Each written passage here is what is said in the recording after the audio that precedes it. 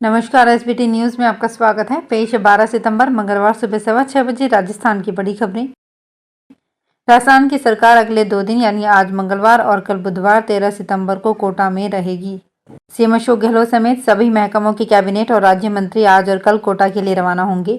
इन 2 दिनों में जहां करोड़ों की राशि से तैयार चंबल रिवर फ्रंट से लेकर ऑक्सीजन पार्क तक कई सौगातें जनता को समर्पित होंगी, तो वहीं कैबिनेट बैठक में भी कई तरह के महत्वपूर्ण प्रस्तावों पर चर्चा होने के बाद मुहर लगाई जाएगी।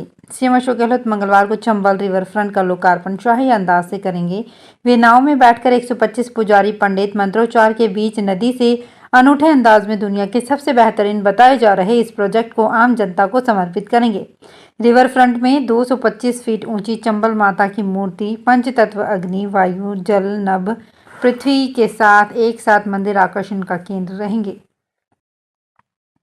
लंबे समय से कोटा की जनता को करोड़ों की लागत से तैयार रिवर फ्रंट का उद्घाटन मंगलवार को पूरी कैबिनेट की मौजूदगी में सीएम गहलोत करेंगे। दीपिका पादुकोण, रणवीर सिंह को इस कोटा रिवर फ्रंट का एम्बेसडर बनाया गया है। आपको बता दें कि सीएम गहलोत आज मंगलवार को सुबह 9:30 बजे चंबल रिवर फ्रंट का उद्घाटन करेंगे, जिसके बाद शाम को चंबल माता की आरती की जाएगी। वहीं 13 तारीख को सुबह 9:30 बजे सीएम गहलोत सिटी पार्क का उद्घाटन भी करेंगे। इस दौरान पूरा मंत्रिमंडल और सभी विधायक मौजूद रहेंगे। राजस्थान के किसान अब अपनी फसलों के खराबे का आकलन खुद कर पाएंगे। इसके लिए भू प्रबंध विभाग ने किसान गिरदावरी ऐप लॉन्च कर दिया है। इसके इस्तेमाल से किसान फसल खराब होने के तुरंत बाद ऐप के जरिए गिरदावरी रिपोर्ट बना सकेंगे। ऐप लॉन्च होने का फायदा ये होगा कि किसानों को बीमा कंपनियों के प्रतिनिधि या सरकारी नुमाइंदों का गिरदावरी के लिए इंतजार नहीं करना पड़ेगा। राजस्व मंडल अजमेर एवं भू प्रबंध आयुक्त भू प्रबंध विभाग जयपुर की ओर से सूचना प्रौद्योगिकी एवं संचार विभाग के माध्यम से 3 प्रकार के मोबाइल ऐप तैयार करवाए गए हैं। इन तीनों ही ऐप को प्ले स्टोर से डाउनलोड किया जा सकता है। पहला किसान गिरदावरी ऐप है। सरकार ने किसान गिरदावरी ऐप के साथ साथ राजस्व पटवारी ऐप और जनाधार खाता सीडिंग ऐप भी लॉन्च कर दिया है। इस ऐप के जरिए किसान के जनाधार से खाते और खसरे को जोड़ा जाएगा। सुप्रीम कोर्ट ने सोमवार को स्पाइसजेट के चेयरमैन अजय सिंह को क्रेडिट स्विस केस में 12 करोड़ 45 लाख रुपए जमा कराने को कहा है। इसमें 4 करोड़ 15 लाख रुपए का इंस्टॉलमेंट पेमेंट और 8 करोड़ 29 लाख रुपए का डिफॉल्ट अमाउंट है। इसके लिए उन्हें 22 सितंबर तक का समय दिया गया है। कोर्ट ने ये भी कहा कि अगर वो पेमेंट नहीं करते हैं तो उन्हें तिहाड़ जेल भेज दिया जाएगा। जस्टिस विक्रमनाथ और एहसानुद्दीन अमानुल्लाह की बेंच ने 2015 के इस क्रेडिट स्विस मामले की सुनवाई की है। जजों ने कहा, ये काफ़ी हो गया है, अब हमें काफ़ी कठोर स्टेप लेने होंगे। हमें कोई फ़र्क नहीं पड़ता अगर स्पाइसजेट शट डाउन हो जाए या बंद हो जाए, लेकिन अजय सिंह को सहमति की शर्तों को मानना ही होगा। कांग्रेस महासचिव प्रियंका गांधी के बाद अब उनके भाई पूर्व अध्यक्ष व सांसद राहुल गांधी के प्रस्तावित राजस्थान दौरे को लेकर हलचलें तेज हैं। संभावित है कि विदेश दौरे से लौटने के बाद राहुल गांधी 23 सितंबर को जयपुर आ सकते हैं।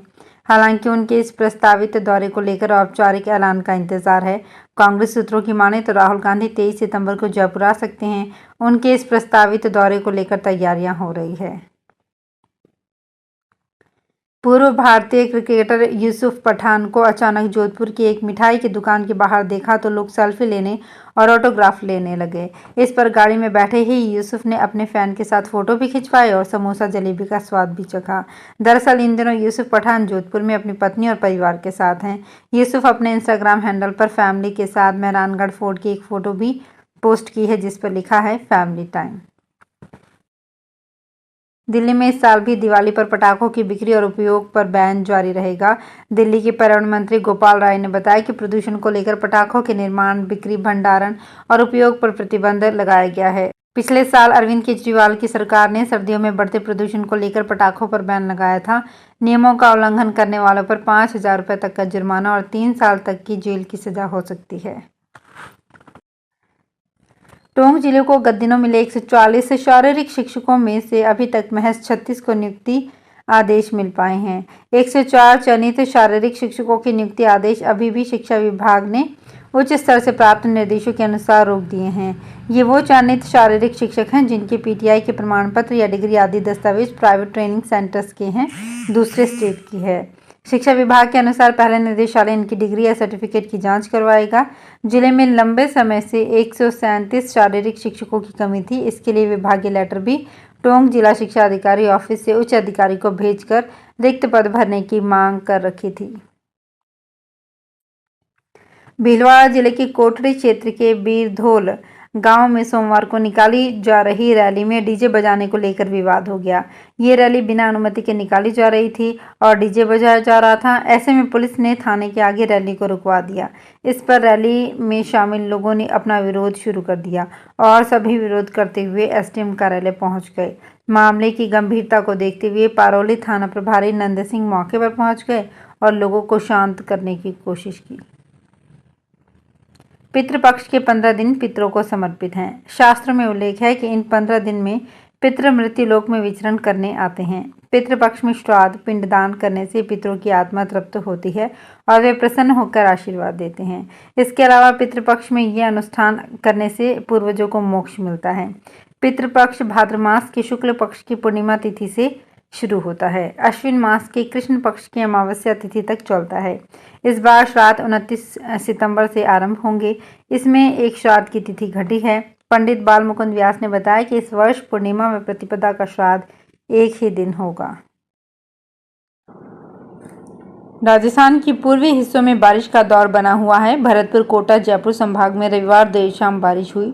झालावाड़ के अकलेरा में 3 इंच से ज़्यादा पानी बरसा। अलवर, भरतपुर, दौसा जिले में भी कई जगह बरसात से खेतों में पानी भर गया। धौलपुर जिले में 2 दिन हुई लगातार बारिश से शहर पानी पानी हो गया। छीतरिया तालाब ओवरफ्लो होने के कारण शहर के कई हिस्सों में पानी भर गया। इसको देखते हुए मुख्य जिला शिक्षा अधिकारी कृष्णा कुमारी ने धौलपुर नगर परिषद के सभी सरकारी और प्राइवेट स्कूल आज से आगामी आदेश तक बंद रखने के आदेश जारी किए हैं। भाजपा की परिवर्तन यात्रा मंगलवार को पाली शहर में प्रवेश करेगी।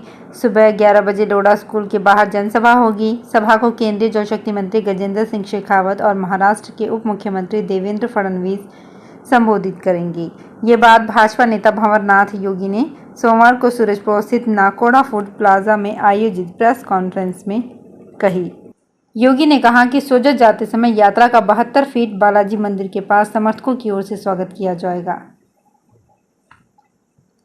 हनुमानगढ़ जिले की मंडियों में मूंग की आवक शुरू हो गई है। हालांकि मात्रा अभी कम है, लेकिन भाव ठीक कह सकते हैं।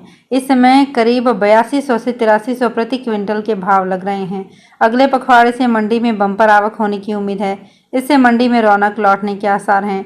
हालांकि इस बार अभी तक सहकारिता विभाग ने इसकी सरकारी खरीद को लेकर किसी तरह की तैयारी नहीं की है। किसान नेता ओम जांगू के अनुसार चालू वर्ष में मूंग का एमएसपी करीब 7800 रुपये प्रति क्विंटल निर्धारित किया गया है। वर्तमान में बाजार भाव ठीक है, लेकिन इसकी गारंटी नहीं कि हमेशा ही यही स्थिति बनी रहे। बाड़मेर जिले के पेट्रोल पंप संचालक 13-14 सितंबर को सुबह 10 से शाम के 6 बजे बंद रहेंगे। इसके बावजूद वेट विसंगति की मांग को सरकार नहीं माना तो 15 सितंबर से संचालक पेट्रोल पंप पूरे समय के लिए बंद कर अनिश्चितकालीन हड़ताल पर रहेंगे। एसोसिएशन का कहना है कि हमने हड़ताल की सूचना जिला कलेक्टर, एसपी और जिला रसद विभाग अधिकारी को दे दी है। जोधपुर में सोमवार को बच्च बारस का पर्व धूमधाम से मनाया गया। महिलाओं ने गाय और बछड़े का पूजन किया। अपने पुत्र और परिवार में सुख समृद्धि की कामना की।